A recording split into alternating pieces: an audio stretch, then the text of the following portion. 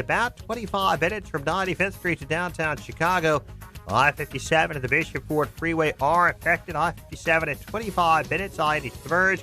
Bishopport 24. Eden, 17 minutes. Lake Hook to the Junction. Kennedy, running 26 minutes. O'Hare to downtown. A tad quicker in the Express. Inbound Eisenhower. Crash at Racine in the right lane with 45 minutes, 390 to downtown. Outbound 32 with a collision at Manheim in the left lane. Northbound I-55, heavy bludgeon Arsenal with a crash. And the Stevenson runs 40 minutes, 355 to the drive. That's traffic. I'm Jim Talamonte on AM 560, The Answer. Chicago's Morning Answer continues next in our 1-hour heating and air conditioning weather center. Partly sunny and 33. Partly cloudy, 23. A little snow in the afternoon tomorrow, high 37. 21 tomorrow night, much colder on Thursday. Cloudy, breezy with 1 to 2 inches of snow and a high of 26. Thursday night, a low of 1 below. It's 29 at O'Hare, 28 Lakefront. Next news at 7. Chicago's Morning Answer with Dan and Amy continues next on AM 560, The Answer. This hourly segment is brought to you by the Alpha Wealth Group, bringing the trilogy of estate, tax, and investment planning together. Visit alphawealthgroup.com for a free report. Only the biggest stories, only the biggest guests, and only the biggest opinions. This is AM 560, The Answer. Top of the morning, Dan and Amy. We played a clip of Trump at the top of the hour from New Hampshire in where he called out Bolshevik Bernie and the others who would remove the private health insurance from 180 million Americans who enjoy private health insurance. It's going to be another defining issue down the stretch in 2020.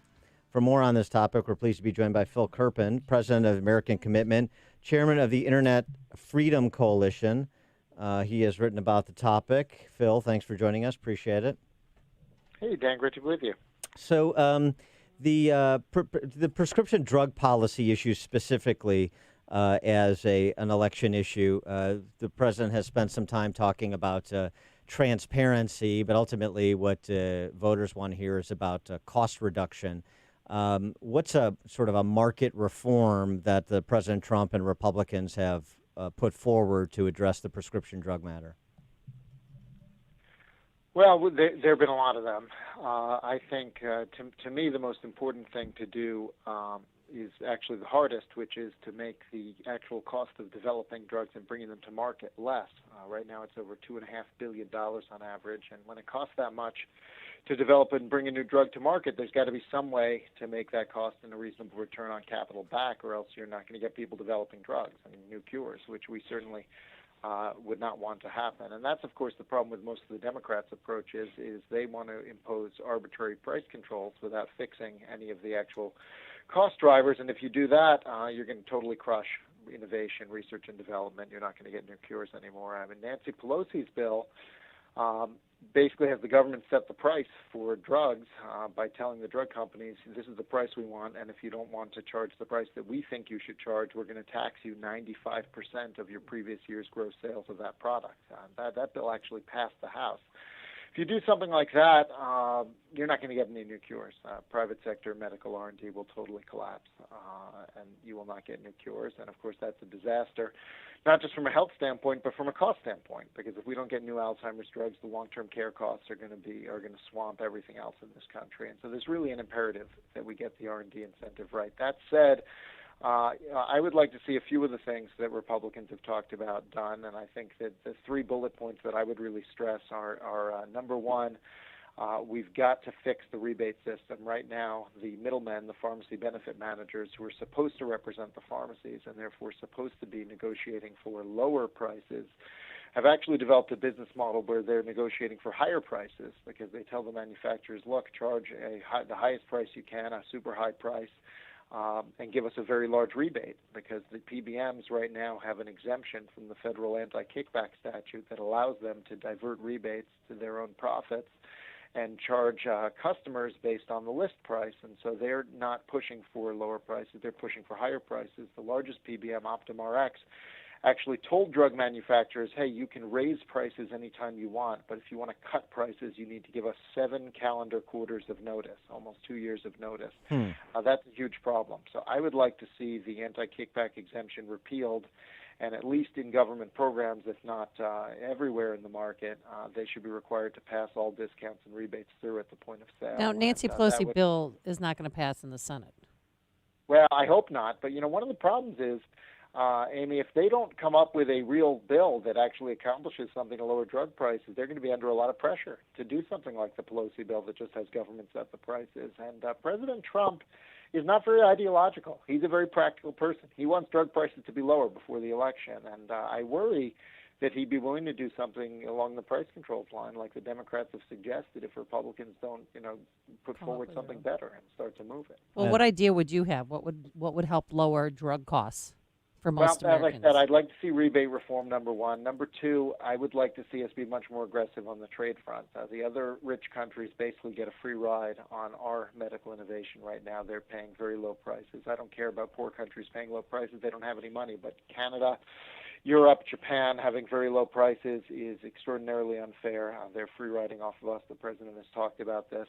I would like to see something like the Mark Meadows bill that appoints a special envoy inside the U.S. Trade Rep's office just to negotiate to break foreign price control regimes and give that some teeth, give the president the power to impose countervailing duties on countries that impose price controls. I think that if we could hardball some of these other countries to pay more, then we could pay less, meet somewhere in the middle, and we would still have the same incentive for R&D. And third, I really think we've got to make drugs much less expensive to develop and bring to market. So I would significantly shorten and streamline the FDA approval process, and I would allow drugs to be marketed once they're proven safe prior to proving efficacy for any given condition. Let the market and let the doctors sort out what drug works for what, because a lot of the time it goes through drug will go through a very expensive phase 2 and phase 3 process for a particular condition, and then it ends up being largely used off-label, used for a different condition for which it was never tested anyway. And so I would like to see drugs available to be sold to market as soon as they're proven safe, rather than waiting years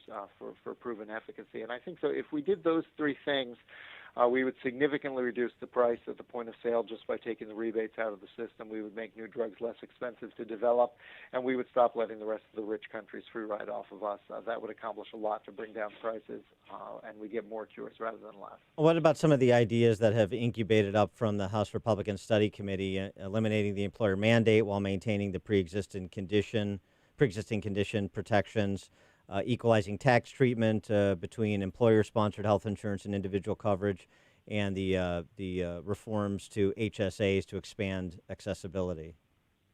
Yeah, I love the RSC healthcare plan. I think is the best comprehensive Republican healthcare plan we've seen. I really hope that that'll be a consensus, and if we do have a situation where Republicans have the House, Senate, and White House, I hope we'll pass that rather than having 10 different healthcare plans and ending up with nothing, which is the problem we had last time.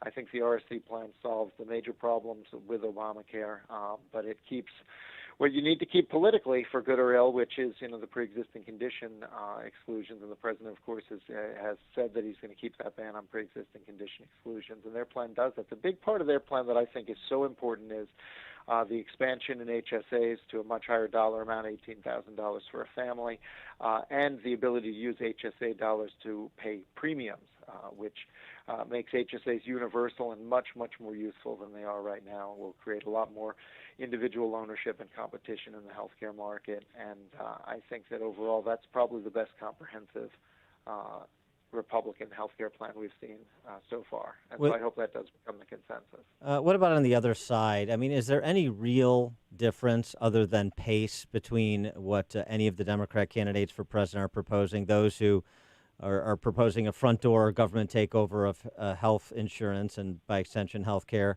and those who are proposing to quote unquote improve Obamacare to sort of get to the same place through the back door?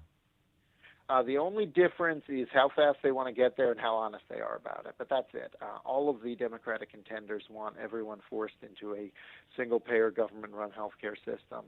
The out-and-proud socialists like Bernie Sanders and Elizabeth Warren said they wanted to do it immediately. Now they've both sort of backed off that and said they need to have a transition plan, which is interesting because the so-called moderates like Pete Buttigieg and Amy Klobuchar have said hey, we want to get there eventually, but we need to have a transition plan. So they're all basically saying the same thing. The difference is just about how they phrase it, how honest they are about it, and how fast they want to get there. To me, the most remarkable thing is the way Pete Buttigieg has approached this, because he has sort of savaged Sanders and Warren for, their plan is ridiculous. How are you going to pay for it? All this, people are going to backlash. And then he says, my plan is a glide path to your plan. So, right, exactly. Right? I mean, yeah. But he still doesn't know who's going to pay for it, does he? Does anybody know who's going to pay well, for it? Well, that's the thing. The American That thing doesn't make any sense.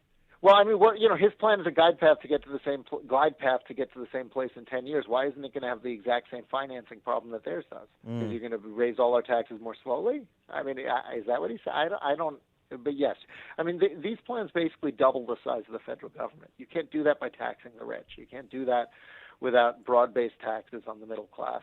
And that's what the European countries they point to as examples have. They have steeply higher income taxes, and they all have national sales taxes, or VATs as they call them in Europe. And so, I don't see how you can have a Europe-sized government unless you have, a Europe-sized tax burden on the middle class. Maybe he's just trying to provide some time for the AARP to reorg their business model, because as you write in the Washington Times, AARP is a big for-profit insurance company in its own right. Well, they're basically the marketing arm, the public face of United Health, at least when it comes to their Medigap, Medicare supplemental policies. And a lot of people don't understand this. AARP has an exclusive deal with United Health, the largest health insurance company in the country. They don't sell anything other than United Health insurance products. And they take a 5% VIG off the top of every policy that has the AARP name on it, a 4.95 to be precise. And they think that because they call it a royalty instead of a commission, they don't have to comply with any of the state rules and regulations for insurance sellers and the disclosures and everything else. And so they've created a cozy little arrangement that makes them over $600 million a year. And if you're going to AARP to buy your insurance, you need to understand you are only going to see United Health products. You will not see any other competitors, and you might not see the plan that's best for you. Because they're only showing you one insurer's product, and because they're taking that 5% royalty off the top for themselves. And, they were huge advocates of Obamacare, even though seniors were opposing it 14-1. They supported it very strongly. And they got a carve-out. Their Medigap policies are the only policies left in America that can still exclude pre-existing conditions. And they've made a significant amount of money as a consequence of that. And so I think that as we move forward in this healthcare debate, and there's going to be one over the next couple of months because they've set up sort of a May 22nd cliff on some healthcare programs to try to put pressure on the Senate on some of these issues. It's very important when politicians see all these ads and all this advocacy stuff from AARP to understand they are financially in bed with the largest insurance company, which also owns the largest PBM, pharmacy benefit manager. OptumRx is owned by United Health. And so their position in all of these policy debates is really colored by their business relationships. And politicians need to discount their statements by understanding that and not assume that they speak for seniors, which they often do not. Phil, does AARP's competitor, AMAC, are they in bed with any insurance company? Not to my knowledge. I think they do have a range of discounts and other products and stuff like that, but I don't believe they have anything like that exclusive arrangement. You know what AARP should do just to insulate themselves is hire Hunter Biden. Make sure that this arrangement, doesn't. Yeah, he's a very sharp guy. He's a very sharp guy. Yeah, I know. Joe says so. Phil Kerpen, president of the American Commitment, chairman of the Internet Freedom Coalition, and he was just talking about a couple of pieces that he co-authored on prescription drug policy and the AARP, which is fascinating. And I'll tweet those out at Dan Proft as well. Phil Kerpen, thanks so much for joining us. Appreciate it. All right, have a good one, guys. Thanks. And he joined us on our turnkey.pro answer line. There's only one radio show in Chicago talking about today's biggest stories and telling you what they really mean. That show is this one, Chicago's Morning Answer on AM 560, The Answer. The Lou Dobbs Financial Report is brought to you by Signature Bank, helping local businesses succeed. Visit signaturebank.bank for your commercial banking needs. I'm Lou Dobbs. Amazon wants to question President Trump and Defense Secretary Esper. Xerox to raise its offer for HP, and Pennsylvania suing e-cigarette maker Juul. Those stories next. In a recent survey, investors shared what they felt were the greatest threats to their retirement. It's no surprise the most common threats include stock market volatility,